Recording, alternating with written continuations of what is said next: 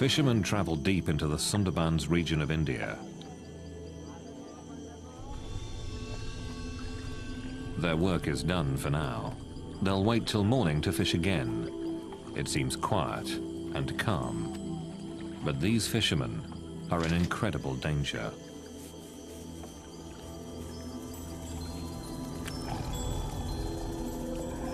From the forest, they're being stalked by the deadliest tiger in the world.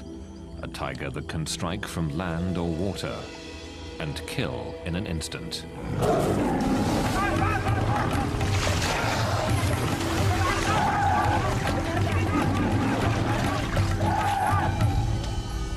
Another victim taken in the night.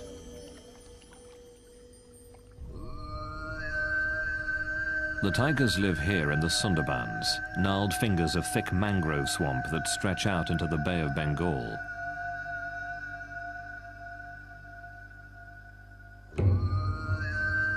In this dense, tangled forest, every year, people are killed and eaten by tigers. These tiny islands at the mouth of the Ganges River are separated by twisting ribbons of water.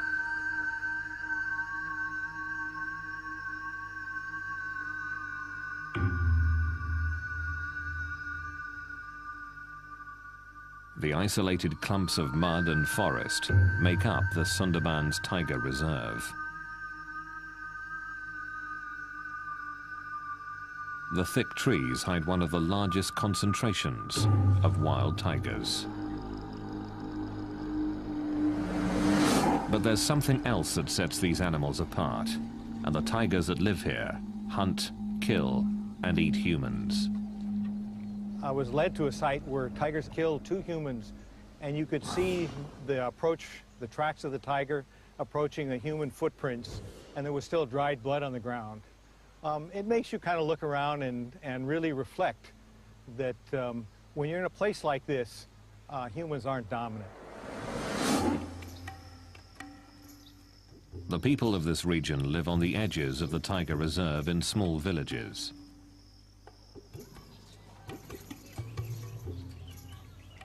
The menace that lurks in the forest surrounds them.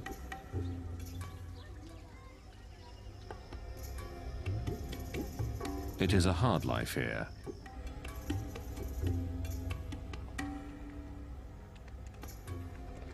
Most make their living by fishing or collecting honey. The best fishing and the richest stores of honey are found deep in tiger territory. Normally, this area is closed to visitors, but authorities do give villagers permission to enter to make a living.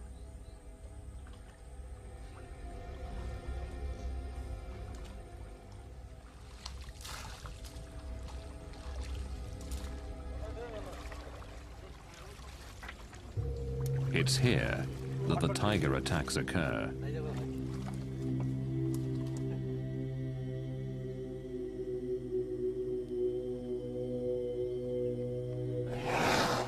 No one knows how many people have been killed by tigers.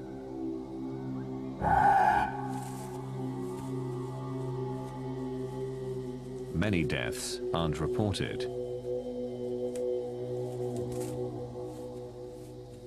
And the bodies of the dead are rarely ever found.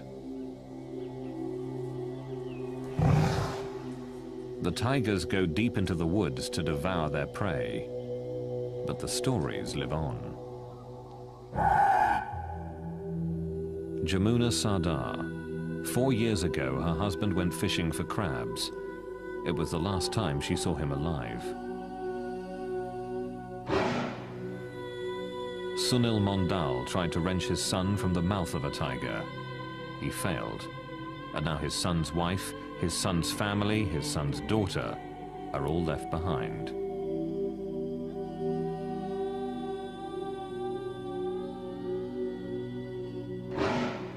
Surat Sadar. His father was killed while fishing, pulled from his boat by a tiger. The threat of violent death hasn't stopped daily life from continuing throughout the Sundarbans.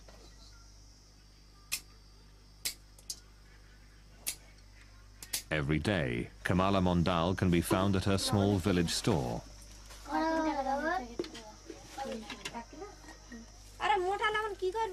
Mondal's husband was killed by a tiger while he was fishing for crabs. Without him, this store is her only way of making a living.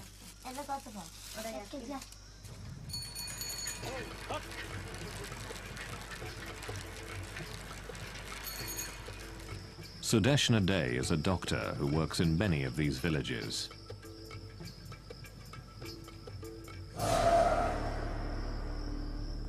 Here, every family has somebody or the other who has been lost in the hands of the tiger. And mostly what the tiger does is he attacks from the right side and from behind. So we mostly have neck injuries, hand injuries, and right-sided scalp injuries.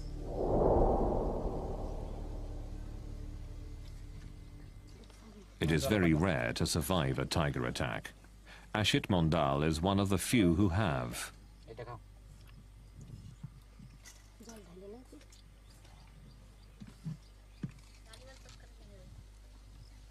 Just a few months ago, Mondal was deep in the Sundarbans, fishing for crabs, when suddenly he came face to face with a tiger.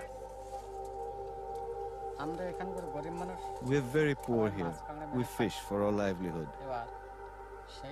One day, I was standing on the boat, pulling in a net,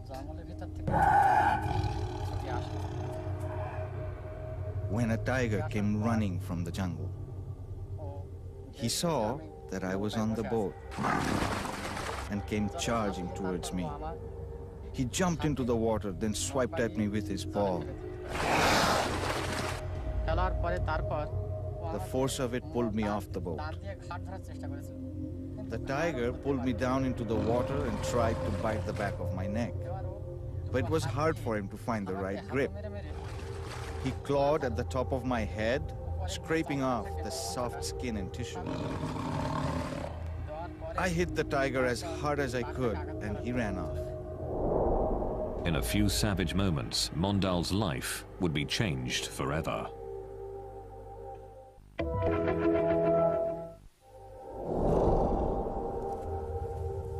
A tiger's enormous forepaws can shatter bones.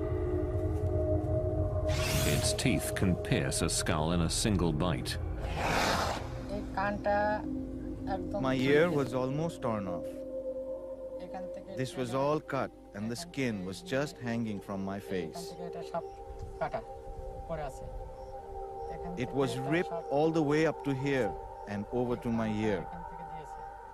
My neck was bleeding badly too. The tiger also did a lot of damage to my arm and the back. This whole part of my head was gone. It's not healed yet. It's still an open wound. Mondal's survival makes his story unusual. But the fact that he was attacked in the first place makes him just another in the long line of victims. And I've often seen tigers in the wild, followed them on the road, and really haven't had a fear. But I'd have to say that if I met a tiger in the Sundarbans, I think I'd be worried. What has made the tigers of the Sundarbans so bold? What has turned them into man-eaters?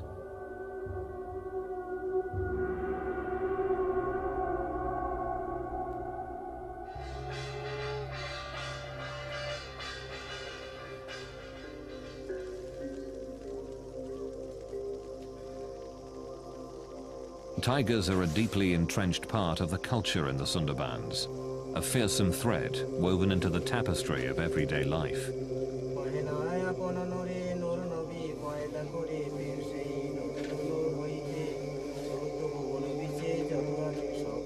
People who live here believe a constellation of supernatural forces guides and shapes their lives.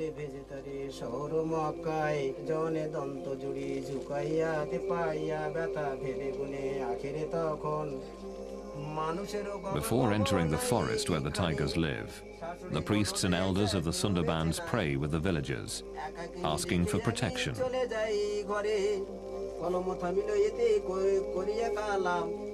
সবাকর জেলাবেতে আলোক চালাম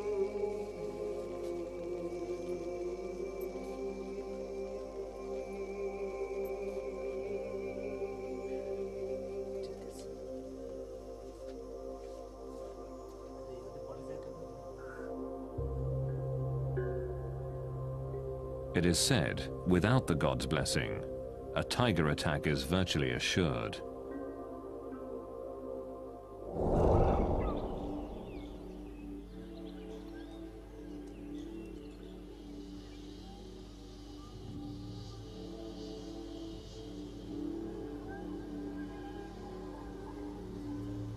Bandhavgarh National Park is one of those places where wild tigers roam. Found in the heart of India, it is one of a handful of tiger reserves in the country.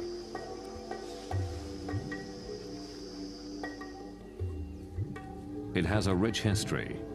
In Indian legend, this fort, which dominates the park, was a gift from the great Lord Rama himself.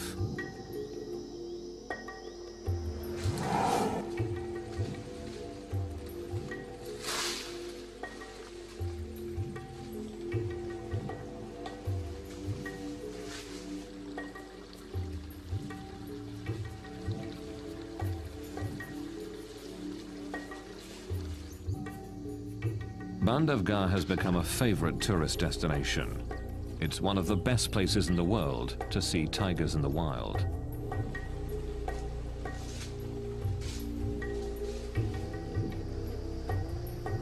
These are Royal Bengal tigers, the same type of tiger that lives in the Sundarbans. And like the Sundarbans, this is certainly not a zoo. The tigers here track and hunt their own food.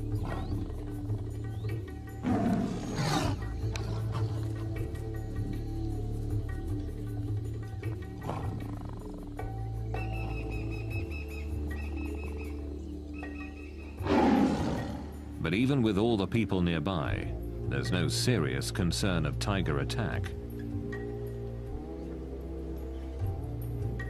Since the park was established in 1968, no one here has been killed by a tiger.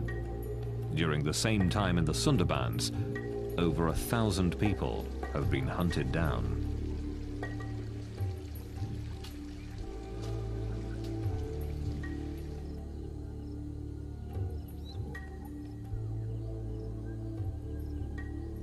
The classical image of the man-eating tiger is that man-eaters were an exception, and they were old, and they were injured, sick, and they couldn't kill game or livestock. So they had to kill people. People are easier prey than our game and than our livestock very often. It seems to me there are two types of man-eaters. There are man-eaters that get injured and are desperate for prey. But deep in the Sundarbans, they're killing even when they're very healthy.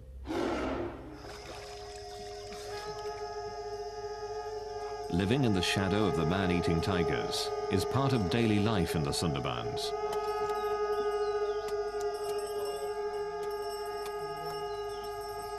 Each spring here, honey collectors prepare to take their chances to earn a living.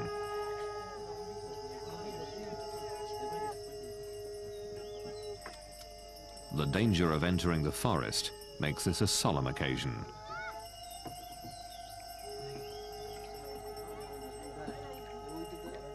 Their families and other villagers gather to offer sacrifices to ensure their safe return.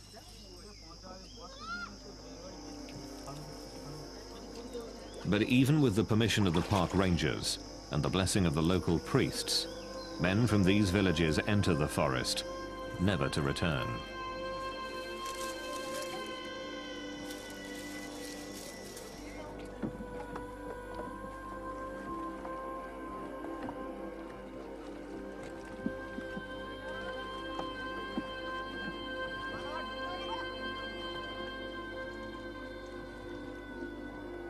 As they travel out into the forest, they put themselves at the mercy of one of the most ferocious hunters in the world.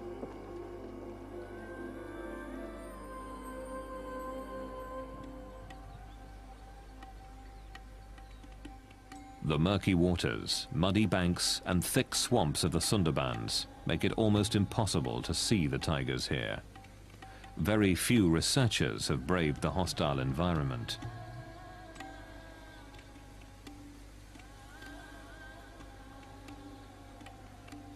Very little is really known about the Sundarbans tigers. The Sundarbans at first seemed to me a pretty exotic place. Nowhere else in the world do tigers live in a mangrove habitat. And it's hard to walk. The pneumatophores make it, I think, difficult even for tigers to go through some habitat. There's deep mud. But there's one thing that tigers need. There's abundant prey, and that's why there are a lot of tigers there. A census is conducted in the Sundarbans to try to answer one of the most basic questions about the tigers of the region. How many are there? The census takers are forest guards who search the muddy banks of this area for tiger tracks.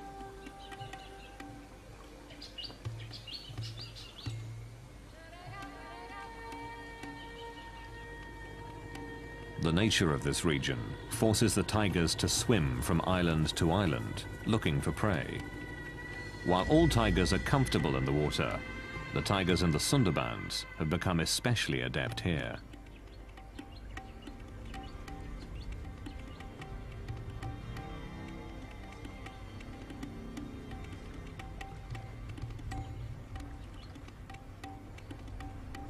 This rare footage captures one of these tigers in the act.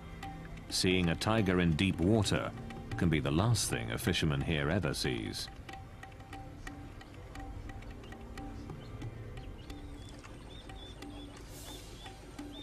The tiger is tracked to where it left the river, but seconds after leaving the water, it has dissolved into the forest.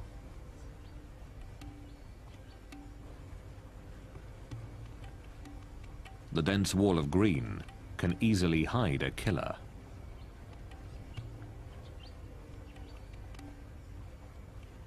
It is extremely dangerous to get off the boat. A census taker offers a small prayer for safety. Field Director Pradeep VS says they take other precautions as well.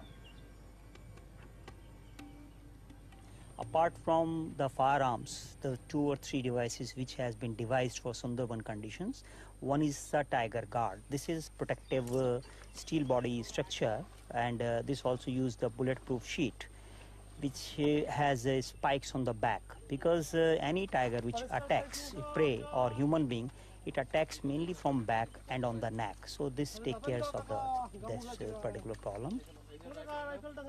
Beside this, we also use the face mask, because most of the time it has been seen that the tiger attacks when you are most unaware of its presence. So a number of times you can try to attempt the tiger food, that you are watching the tiger from the back.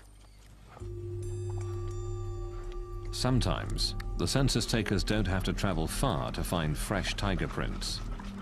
These marks have been discovered just a few meters from a ranger station, which is protected by a high fence. A tiger has been here within the hour.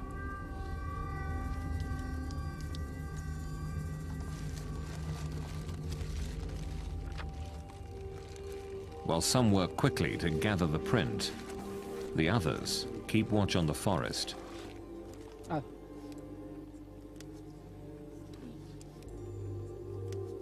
In the year 1995, one of our staff, Prabhas, was actually killed by tiger, and this was a very serious accident, and the whole census operation was stopped because of this.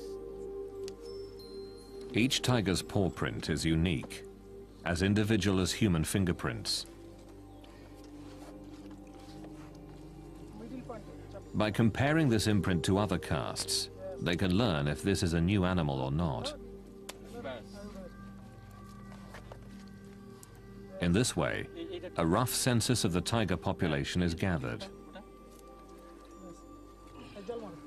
This paw print, and others like it, are giving insights into this unique animal. Well, the biggest thing we've noticed so far is that the tracks of tigers are really small.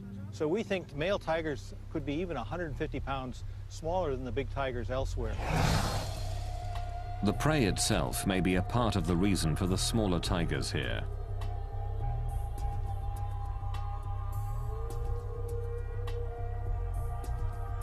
The largest animals tigers eat in the Sundarbans are about a quarter of the size of tiger prey available in the rest of India.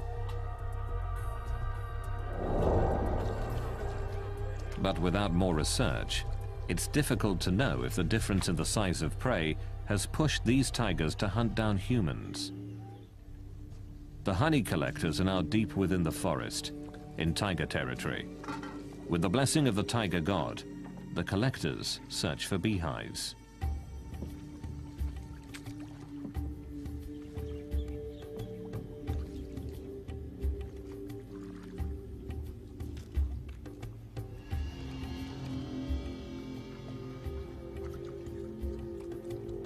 The tigers can be anywhere.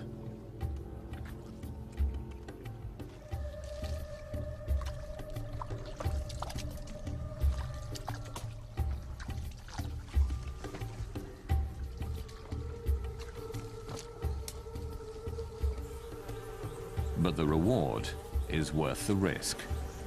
This is what the honey collectors have searched for: hives dripping with bees and honey.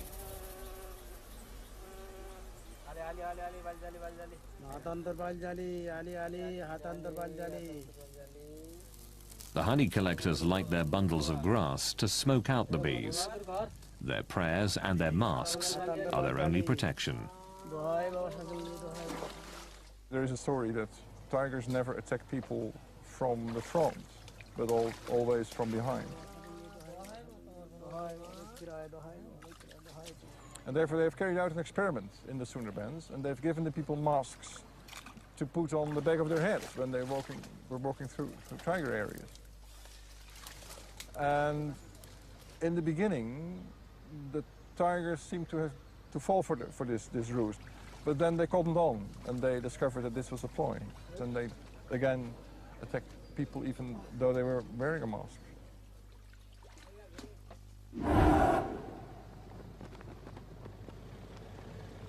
There is one part of the Sundarbans that has been closed off to people. It's known as the core zone. Around this is a ring of land where people with permits are allowed to fish or collect honey.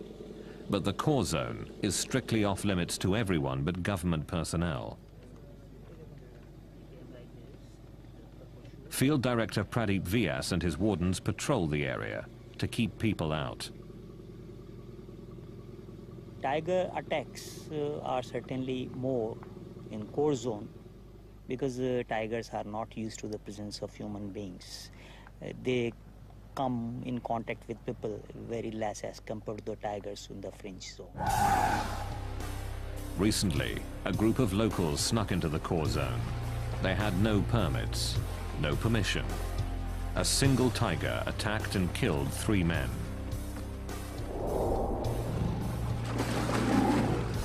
Vyas and the others were shocked by the attack. Normally a tiger will only kill one person, then devour their body.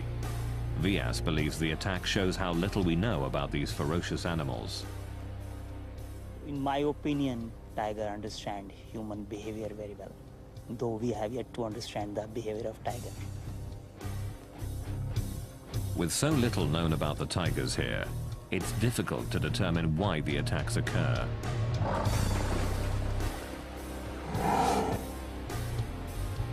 Perhaps the very nature of this place can explain why the tigers in the Sundarbans are the last in the world to hunt humans.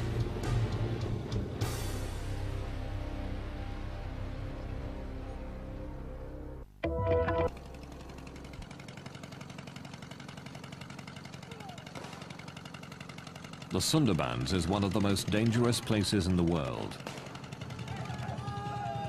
Tigers regularly hunt and eat humans.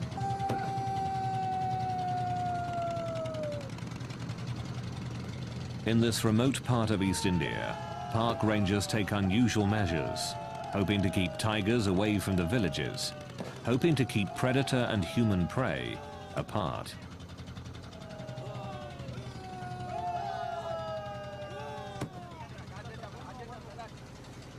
Whether this noisy attempt at animal control works is unknown.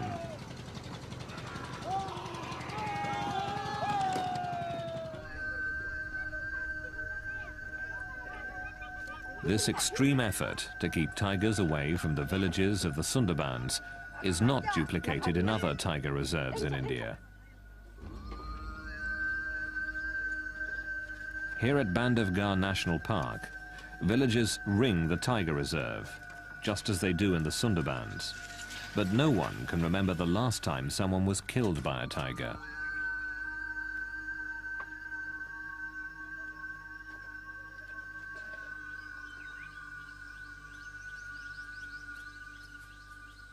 The tigers here don't always keep to the boundaries of the park.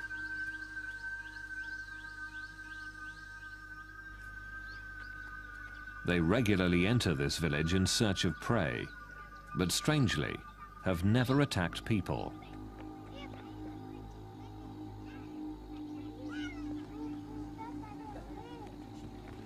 Raising cattle is the primary livelihood here, but the herders have no concern for their personal safety when it comes to tigers.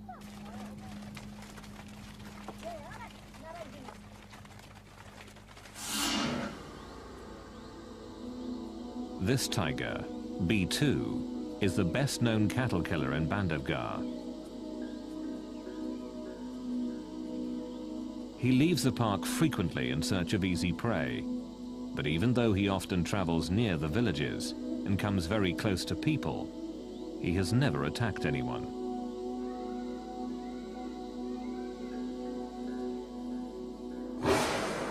Every day, herders near Bandhavgarh take their cattle out to graze.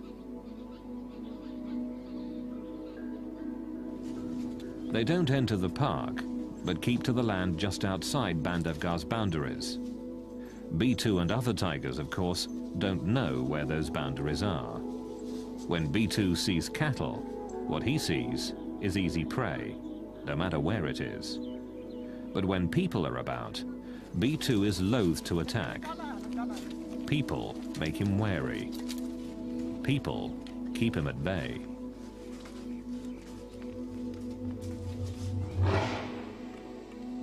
B2's most legendary hunt took him far outside the park. There he killed a large cow and dragged it back towards his territory. In a display of amazing strength, he threw the animal over a fence before feeding on it for 2 days. But B2 has never hunted people. His size, strength, and quickness is superior to any human, but he has never attacked.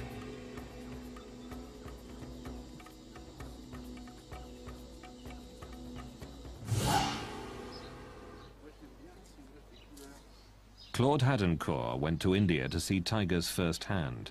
What he saw almost cost him his life. The tiger attacked the car while we were stopped. We were listening to the barks of the deer that announced the presence of the tiger.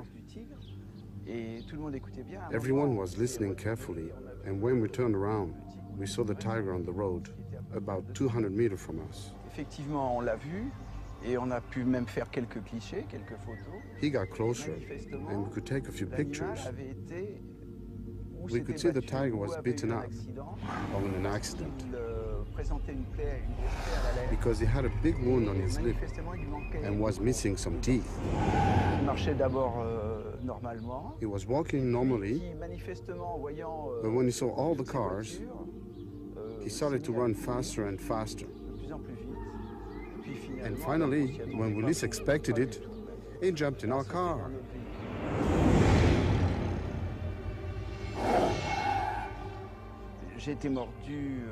I was bitten on the arm and on the hand. And why the hand? When the tiger leaped on me, I fell back. And I instinctively protected myself with my arm on my head.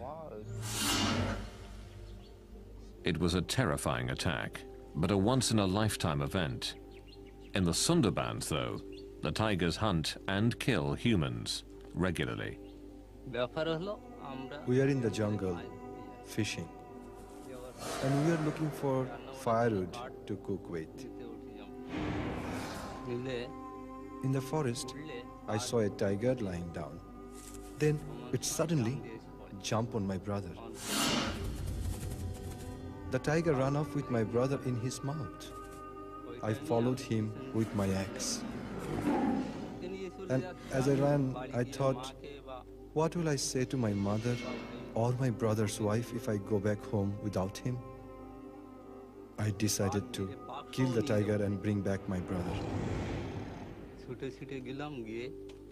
I kept running and was able to hit the tiger with my axe. The tiger dropped my brother and ran away. I picked up my brother and tried to bandage his head. I screamed for help, but nobody came. I carried my brother toward the shore, and as I walked, he died.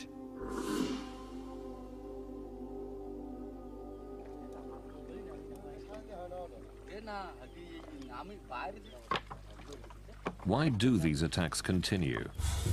It's difficult to know what separates the tigers of the Sundarbans from those everywhere else in the world. There are several theories, but little hard proof.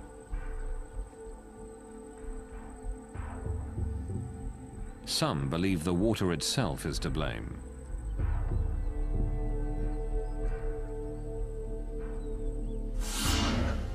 Because the Sundarbans rest on the Bay of Bengal, the salt content of the water is quite high. Typically, tigers live inland and drink from freshwater lakes or streams. Here, tigers drink the salt water, and some believe that a constant diet of salt water has injured the tigers, putting them in constant discomfort. This pain, it's thought, has made them more aggressive.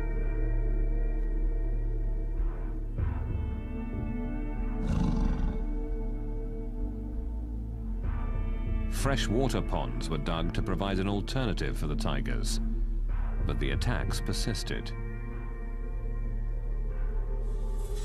While an intriguing notion, there has never been proof that the high salt content is behind the attacks on people. Another theory is also tightly bound to the waters here. Understanding the tides is crucial to fishing in the Sundarbans.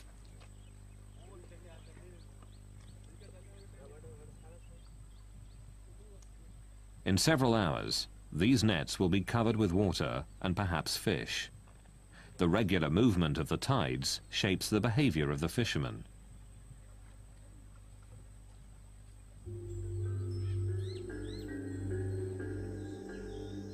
And some who study the tigers of the Sundarbans believe that tides may also make these animals unusually aggressive. Another thing that's really difficult in the Sundarbans, and it's a problem for tigers, in that most of the area floods tidally twice a day, and then in the neap tides, the really high tides, almost all of the Sundarbans is flooded. And we really wonder where tigers den. They may have a problem finding a dry spot to den.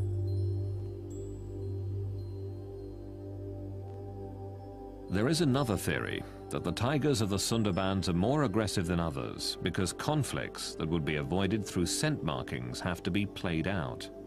When the area floods, scent markings that define tiger territory are washed away. Aggression then becomes the only way to defend the territory.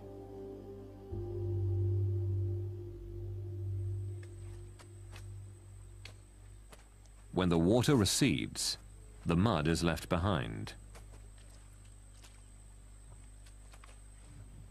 Some believe this mud makes it more difficult for the tigers to hunt, so they resort to easier prey, man. Another theory suggests that tigers don't knowingly hunt humans. Making a living in the Sundarbans is back-breaking work. Collecting firewood or rigging nets means constant stooping and bending.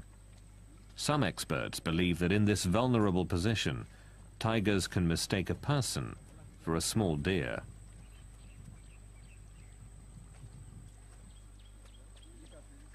Once a tiger has mistakenly killed a human in this fashion, it is believed that the animal develops a taste for people and is more likely to kill again. There is an even more gruesome theory. Some believe that the tigers have acquired a taste for human flesh because of the weather.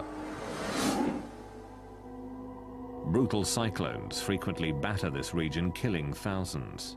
The rivers and canals are often filled with the bodies of the dead, on which the tigers feast. All through history, I have seen special circumstances under which all of a sudden there occur what you could call tiger epidemics or tiger plagues. And that is that all of a sudden there is an increase in the number of people being attacked by tigers. And I would say in 9 out of 10 cases, that is because there has been a sudden increase in the number of dead bodies of people, dead people. Either because of an epidemic, cholera, smallpox, or because there has been a cyclone, a tornado, a flood. And that's because all of a sudden there is a surplus of human bodies. And tigers thrive. They have more food than they can than they can use. The list of theories grows, but is inconclusive. The tigers in the Sundarbans are certainly unique, and perhaps the explanation for their behavior can be found by looking not at tigers, but people.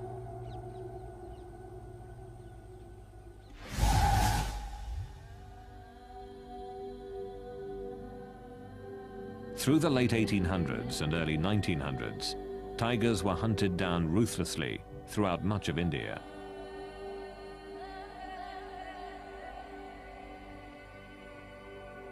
But what is less well known is that tigers were taking their own.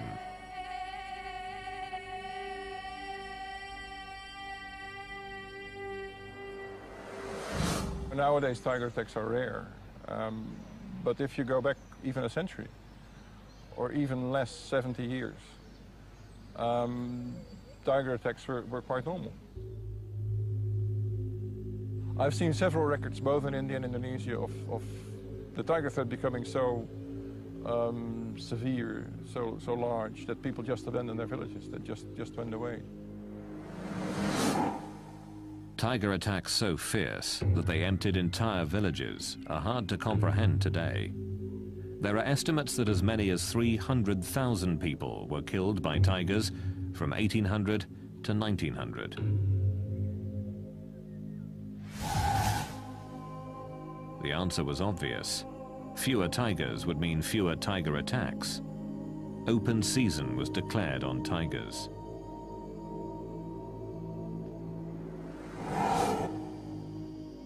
Closely studying this history challenges the belief that only sick or injured tigers have been man-eaters.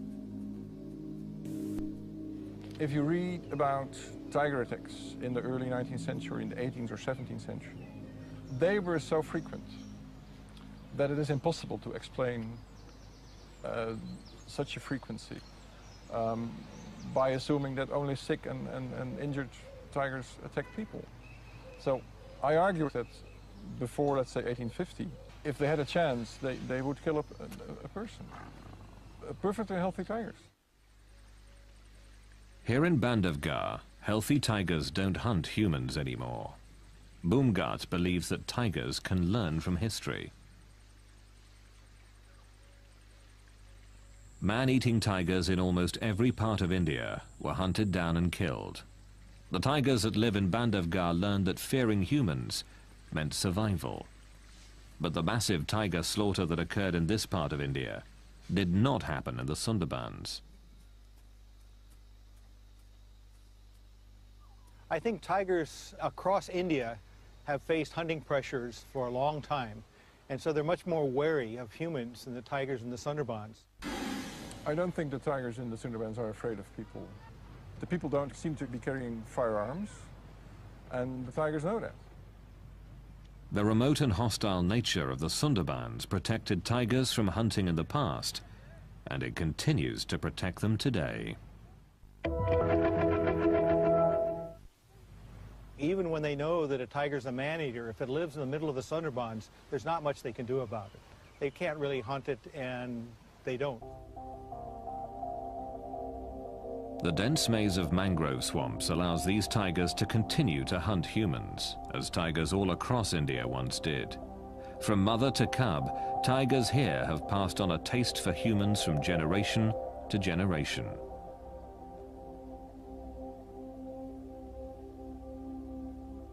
The biggest difference is that tigers may teach their young to be man-eaters, and so that's why there's so many man-eaters in the Sundarbans.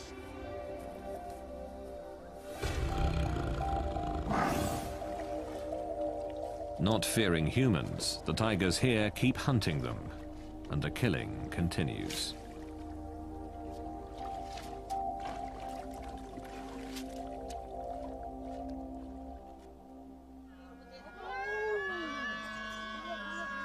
A young child is lost in the forest, at the mercy of the deadly tigers of the Sundarbans.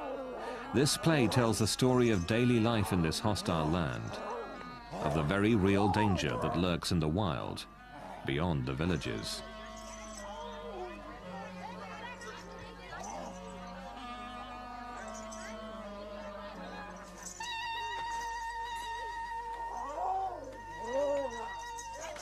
The people here believe that the tiger god, Daksin Ray, can kill if he is displeased. They believe he can read minds to gauge the amount of respect for him, that their survival depends on his happiness, or the intervention of another deity, Banbibi, the goddess of the forest.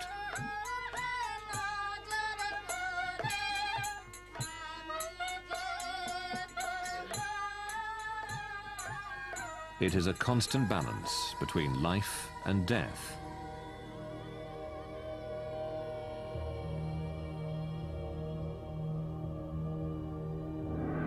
A balance the people here accept.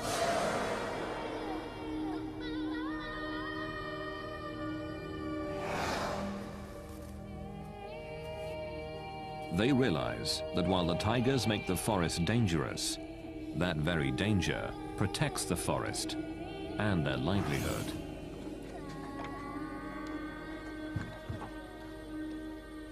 Most of the people in this zone are poor, and for their survival they have to go for fishing and other things. But they also admit that tigers' presence in this forest is essential for their own survival, because of these tigers, these mangrove forests are surviving.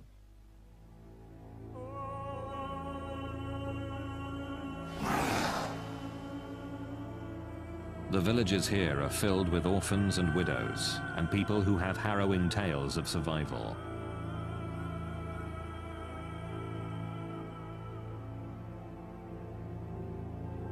It is the reality of life in the Sundarbans.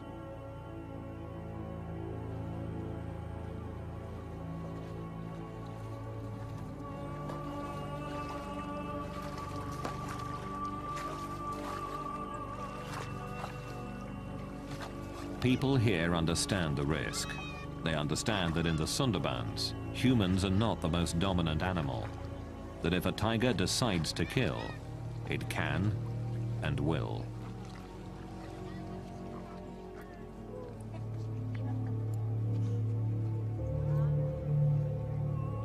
This is a place which has remained virtually untouched by time.